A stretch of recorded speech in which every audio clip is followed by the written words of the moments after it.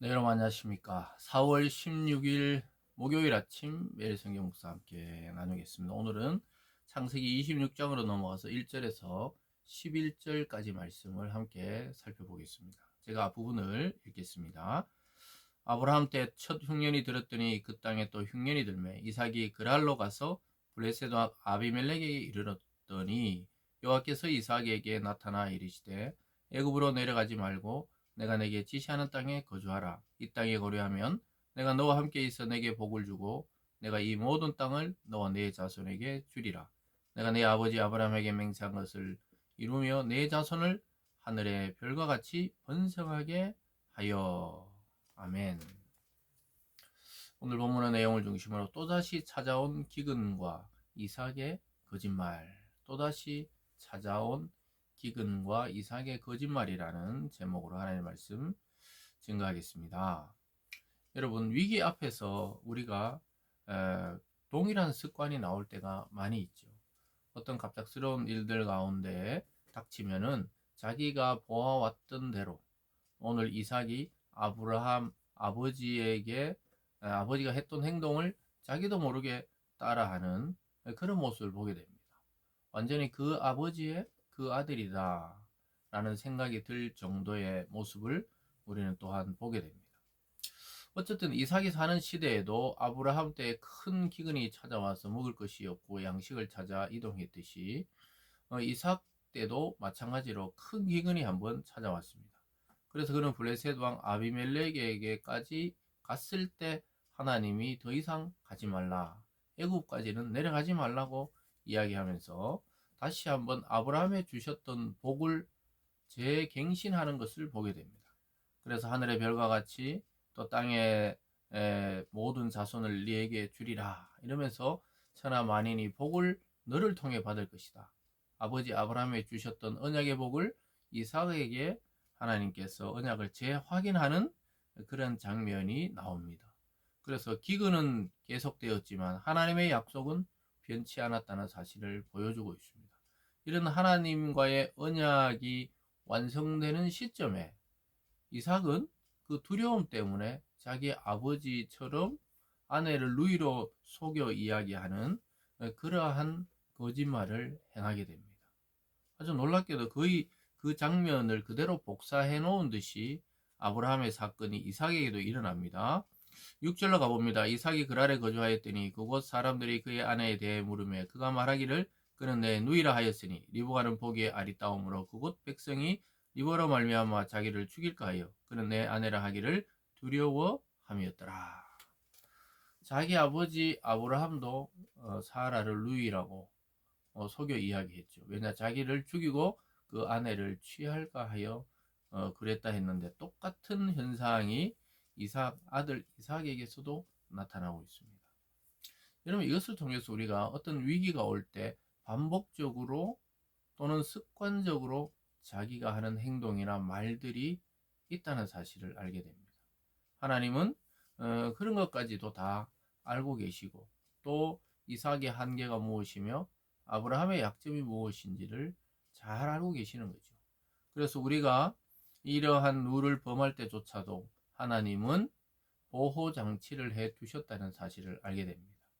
아브라함 때도 하나님께서 그 아비멜렉 왕의 꿈에 나타나서 그를 건드리지 말고 그 남편이 있는 여자라고 알려주어서 그를 범하지 못하게 했듯이 오늘 이 우연한 기회에 이삭과 리브가가 부부라는 사실을 아비멜렉 왕이 발견하게 됩니다. 8절에 가보면요. 이삭이 거기 오래 거주하였더니 이삭이 그 안에 리브가를 껴안는 것을 블레셋 왕 아비멜렉이 창으로 내다본지라. 이에 아비멜렉이 이삭을 불러 이르되 그가 분명히 내 아내건을 어찌 내 누이라 하였느냐. 이삭이 그에게 대답하되 내 생각에 그로 말미암아 내가 죽게 될까 두려워하였습니다. 그래서 뭐 꼬리가 길면 밟힌다고 하지요. 결국은 들통이 나게 되어 있는 거예요. 누이가 아니고 아내인데 늘 누이처럼 지낼 수가 없는 것이죠. 그래서 왕이 우연히 그 장면을 보고 왜 너 누이라 했느냐, 너 아내가 아니냐 이러니까 이실직고를 합니다. 이삭이 두려워서 그랬다 이렇게 하니까 아비멜렉 왕을 통해 하나님이 이삭과 그 가족을 보호하시는 장면이 나옵니다. 10절입니다.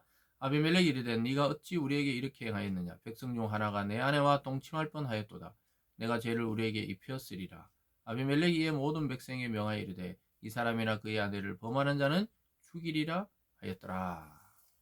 사랑하는 여러분, 참 우리의 실수와 우리의 또 습관적인 어떤 자기 부정 그런 속에서도 하나님의 은혜는 지속되고 있다는 사실입니다.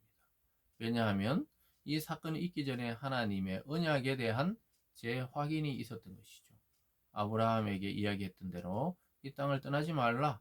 그럼 네가 별처럼 네 자손이 번성하고 천하 만민에게 복을 받게 되는 그런 존재가 될 것이라는 그 아브라함의 언약을 이삭에게 확인해 주는 장면 이후에 나온 것입니다. 하나님은 그 언약을 지키시기 위해 하나님의 열심을 내고 계시는 것이죠. 이삭은 여전히 인간의 한계를 드러내고 있지만 하나님은 하나님이 이삭에게로 주었던 약속을 지키시기 위해 그의 아내와 그를 보호하도록 아비멜렉 왕을 마음을 움직이셨던 것입니다.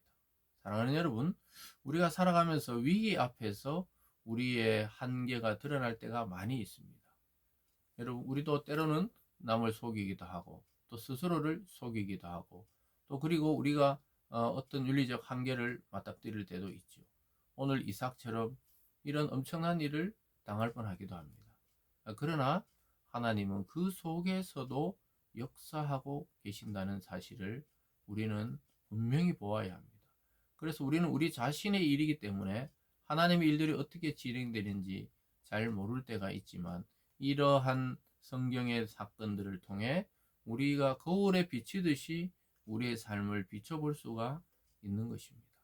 우리는 그리스도 안에서 언약의 자녀들이고 또 하나님의 백성으로 이미 부름을 받았다고 하지만 내 삶의 여러 정황에서 하나님을 믿지 않는 자처럼 행동할 때가 많이 있습니다.